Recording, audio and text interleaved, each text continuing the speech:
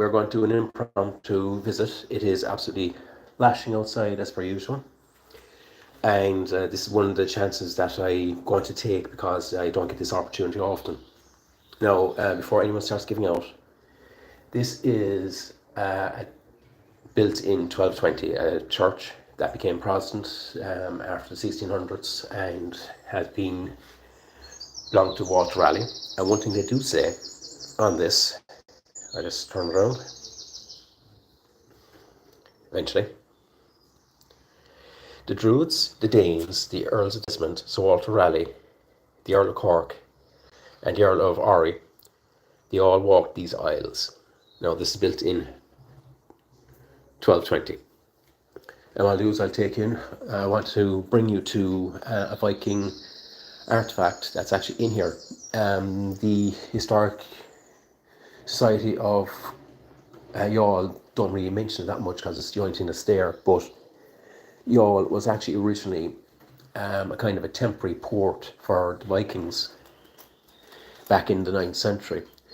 What happened is that the Blackwater used to come out in White Bay, and a storm destroyed it. So the Blackwater opened out to where it's opened now, and then the Vikings were able to go up the Blackwater. They'd go up to Fermoy, towns such as Fermoy, Macru or Mallow, and places like that, where to do their excursions. And this would be the temporary port. Now, since that's all it's been, it wasn't built like Cork or like Waterford, but it became a normal walled medieval town after that. So just walk in here and try to be quiet as much as possible, and we'll find it.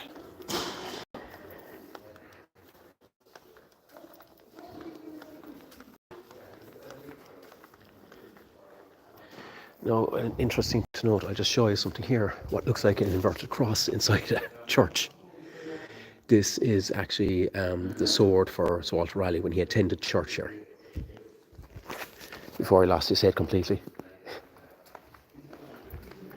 after meeting with Elizabeth I. But we'll go forward and try and find that now. And I think it is in here somewhat. Yes, I think I have it here. So we're going here. As you can see how old this is. So all the different parts. Not too sure what that is. Some Richard Boyle, I think. Amazing what they built for themselves. But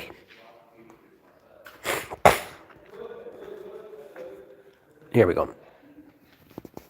Now, is it in 812 AD, the piratical vessels of the Danes or Aldsmen entered Blackwater and sailed up the abbey of Inish or Molina Abbey, which they plundered, and proceeding to Lismore, they sacked its religious houses and returned laden with booty.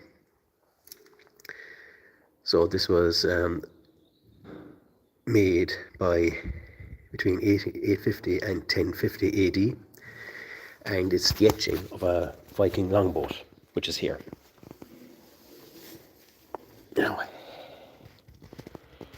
Now this has been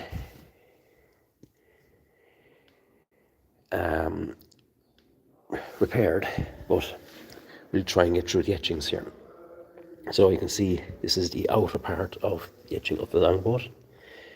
Not really coming out very well here. You can actually see it here now. Well, it's more apparent in the touch-ups, but you can see the way it goes down like that. I'll try and trace with my finger here now. Down, across, like there's double lines here now, and up, down again, and here we go. So, that is tracing of the longboat. So, as you can see here, so it's an interesting artifact. That's here. It's a pity. If I had, I should have had some grease paper and or tracing paper and a bit of charcoal and come out a bit better, I would say. But so, if you can just you can just make it there. So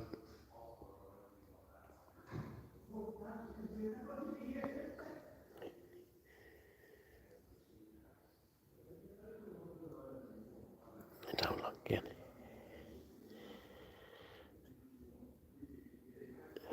All right. And you can just make out the sails that they have there as well, and the mast. So that's it. I hope those of you that get to watch this will find this a bit interesting. This is just one of the very few relics, and I'll just show you here. So basically, it's 812 AD is when they sailed up Blackwater. So 𝕻𝖍 or Malone Abbey, and there's more as well. So, well, if you just just have some here, so I'll go through this again. So I'll just turn this around.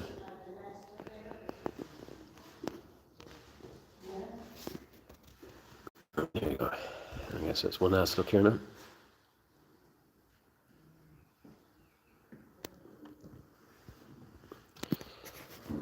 So, Green Malgut, as for Quitoma, August Slán.